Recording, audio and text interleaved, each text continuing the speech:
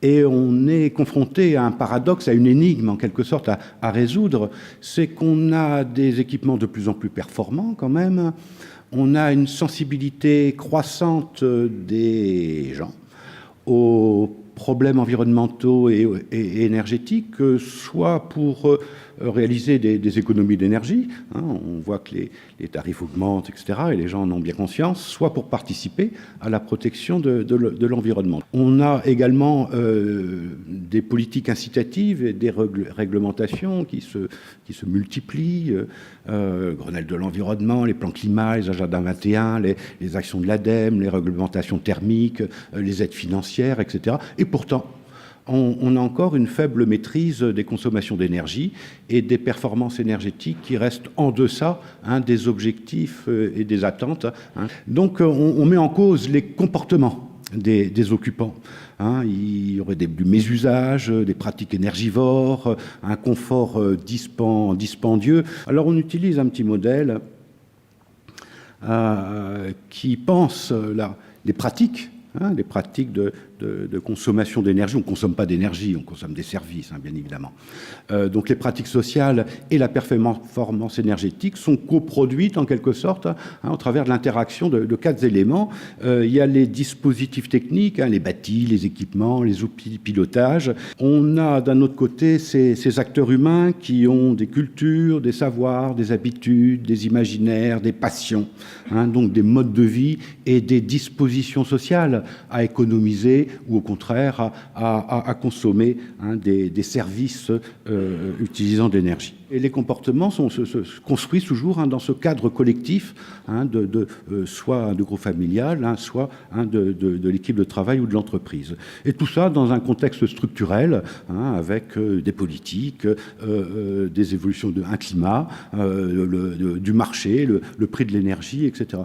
Alors une étude prospective qu'on a fait en partenariat et en articulant la technique et le social, avec d'abord une prospective technique, ce dont les techniques seront capables demain. Et donc c'est un collègue, Paul Wett, qui est un expert anglais sur ces questions-là. Une prospective réglementaire, qu'est-ce qui sera obligatoire demain, en termes d'équipement, en termes de normes, etc. Donc ça, c'est Sophie Attali de Bureau d'études SOWAT. Une prospective sociotechnique, comment les ménages vivront en 2030 et ce qu'ils pourront bien faire avec les techniques à leur disposition. Donc ça, c'est notre équipe de sociologues qui l'avons fait. Et une modélisation et simulation des gains énergétiques. Donc ça, c'est Future Factor 4. C'est l'équipe de Pierre Radane. Alors, pour faire... non, c'est pas celui-là. Pour faire ce travail-là, on a fait une approche par vignette ménage. C'est-à-dire qu'on a construit 8 familles types de manière à appréhender les modes de vie et les pratiques effectives des ménages. Et on a pris en compte 3 situations pour faire ces simulations. La situation en 2010, on a pris une situation en 2010 parce qu'on avait des chiffres pour 2010, un travail qu'on a fait en 2014. On a fait la situation des ménages qui sont transposés en 2030. On ne les a pas fait vieillir, mais on les a transposés en 2030 avec les mêmes configurations socio-résidentielles. Donc une situation en 2030 avec les équivalents technologiques des appareils de 2010. Donc un ménage qui avait des appareils bas de gamme de 2010, on leur a donné des appareils bas de gamme de 2030. Une troisième situation, la situation en 2030 avec les changements technologiques, donc les équivalents technologiques des appareils et les évolutions des modes de vie. Donc ça, c'est la situation en 2010, je reviendrai un petit peu là-dessus. Et on fait la deuxième simulation, donc 2030, avec les nouveaux appareils, donc les nouveaux appareils de 2030. Et là, on observe une baisse très forte des consommations d'énergie, en moyenne 75% de diminution des consommations d'énergie. Donc on pourrait penser effectivement que la part de la technique est bien plus importante et que, arrêtons de stigmatiser les comportements des utilisateurs qui font mal, etc. Et pourtant, si on regarde d'une autre façon, je vais revenir à mon premier tableau. Voilà. Vous voyez qu'il y a des différences quand même entre les ménages. Là, ce sont les consommations par personne. Voilà. Et l'écart entre les consommations par personne les plus faibles et les plus importantes sont d'un facteur 3. Et ça, c'est le poids des styles de vie. Dans la situation 2030, avec des équipements performants, l'écart entre les consommations les plus faibles et les consommations les plus fortes sont d'un facteur 4, donc sont plus importantes. Et dans le troisième scénario, faisant intervenir les changements de mode de vie, l'écart est d'un facteur 10. Donc plus les équipements sont performants, plus les modes d'utilisation, c'est-à-dire plus les modes de vie, ont un impact important sur les consommations d'énergie.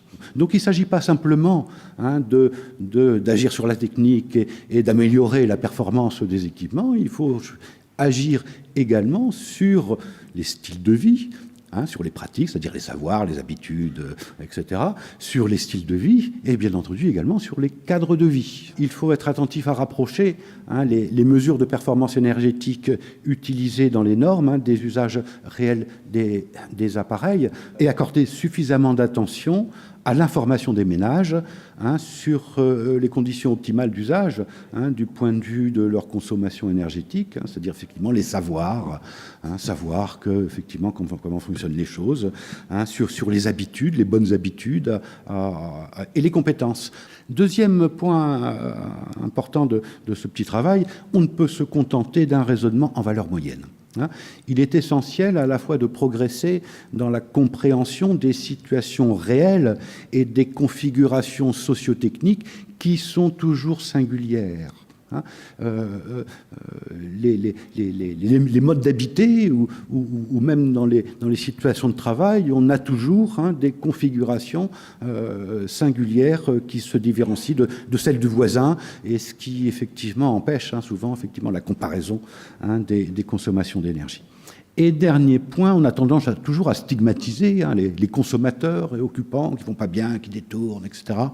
Or, d'un côté, ils sont dépendants des techniques à leur disposition, et les consommateurs occupants, ils ont souvent des savoirs pratiques qui sont efficaces sur leurs équipements. Donc j'ai tendance à dire, laissons-leur la main, donnons-leur compétences pour agir sur leurs équipements, et s'ils sont, j'allais dire, outillés, c'est-à-dire informés avec des modes d'emploi. On parle de tragédie des modes d'emploi, des choses qui soient compréhensibles, avec des équipements qui soient compréhensibles.